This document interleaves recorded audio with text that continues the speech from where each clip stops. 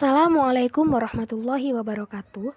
Saya Fika Rifatur Ramadhani, NIMT 2019-40009. Di sini saya akan menjelaskan kepada kalian tentang sejarah masa prasejarah. Video ini saya buat karena semata-mata untuk pemenuhan tugas makalah mata kuliah IPS MISD. Pembahasan yang pertama yaitu pengertian prasejarah.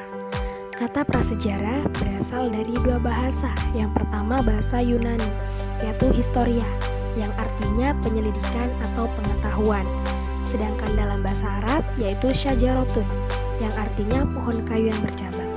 Dari kedua pengertian tersebut dapat disimpulkan bahwa prasejarah adalah pra berarti sebelum, sejarah diartikan sebagai masa sebelum adanya aktivitas atau kehidupan manusia. R.P. Suroso pada tahun 1970 mengemukakan bahwa zaman prasejarah dibagi menjadi 3 menurut pendekatan sosial ekonominya. Yang pertama, zaman berburu dan mengumpulkan makanan. Yang kedua, zaman pertanian atau bercocok tanam. Dan yang terakhir, zaman perundagian atau kemampuan teknik. Meskipun masing-masing zaman memiliki karakter dan ciri-ciri khusus, namun tidak berarti dengan bergantinya zaman, karakter pada zaman sebelumnya sama sekali hilang. Jadi, pada zaman pertanian misalnya, masyarakat sama sekali tidak meninggalkan tradisi pada zaman berburu dan mengumpulkan makanan. Kadang-kadang, masyarakat masih berburu untuk mendapatkan tambahan makanan. Tampaknya model pendekatan sosial ekonomis inilah yang sekarang dipergunakan untuk membuat periodisasi zaman prasejarah di Indonesia. Selanjutnya, pembagian kehidupan zaman prasejarah di Indonesia. Ada 3 zaman. Yang pertama, zaman batu Mesolitikum atau zaman batu tengah. Zaman Mesolitikum ini merupakan zaman batu yang menjadi peralihan daripada zaman Paleolitikum dan Neolitikum. Pada zaman ini, alat-alat penunjang kehidupan manusia masih bersifat kasar, namun sudah ada upaya untuk memperhalus alat tersebut. Yang selanjutnya yaitu zaman batu Neolitikum atau zaman batu muda. Pada zaman ini, kehidupan praaksara sudah berkembang pesat, di mana manusia sudah berevolusi dalam segi kehidupan. Misalnya, tidak lagi bergantung dari berburu dan mulai mengembangkan cara bercocok tanam. Selanjutnya yaitu zaman batu Neolitikum atau zaman batu muda. Pada zaman ini, kehidupan praaksara sudah berkembang pesat, di mana manusia sudah berevolusi dalam segi kehidupan. Misalnya, tidak lagi bergantung dari berburu dan mulai mengembangkan cara bercocok tanam, beternak, dan sejenisnya. Yang nomor 3 yaitu zaman batu Megalitikum.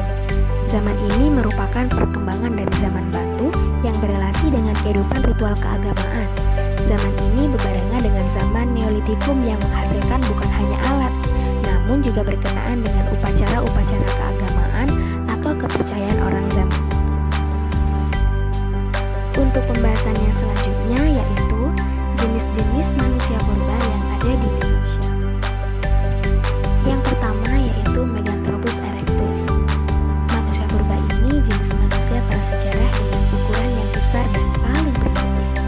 Ditemukan oleh von Königswald pada tahun 1936 dan 1941 di Sangiran, Sragen, Jawa Tengah, berupa fosil atau tulang yang batu, tulang gigi dan rahang bawah. Manusia ini hidup 1-2 juta tahun sebelum Masehi dan belum memiliki kebudayaan. Yang kedua yaitu jenis purba Pithecanthropus. Mengapa dikasih nama Pithecanthropus erectus? Karena artinya yaitu manusia kera yang berjalan tegak.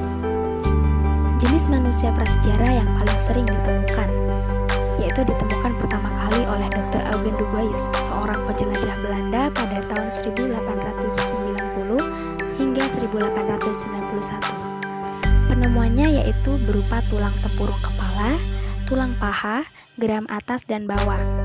Jenis lain dari Pithecanthropus ialah Pithecanthropus robustus atau Pithecanthropus mojokertensis yang ditemukan oleh von Königswald pada tahun 1939 di Sangiran. Yang terakhir yaitu jenis Homo atau manusia modern atau maju. Jenis manusia ini adalah jenis manusia yang paling baik dan berkembang dibandingkan 2 jenis lainnya. Penemuan Penemuan manusia jenis ini diawali oleh von Richthofen yang berhasil menemukan sebuah tengkorak dan rangka di Tulungagung, Jawa Timur. Alhamdulillahirrabbilalamin. Oke teman-teman, itu tadi yang bisa saya jelaskan sedikit mengenai sejarah masa prasejarah. Terima kasih sudah bersedia menonton videonya. Semoga bermanfaat.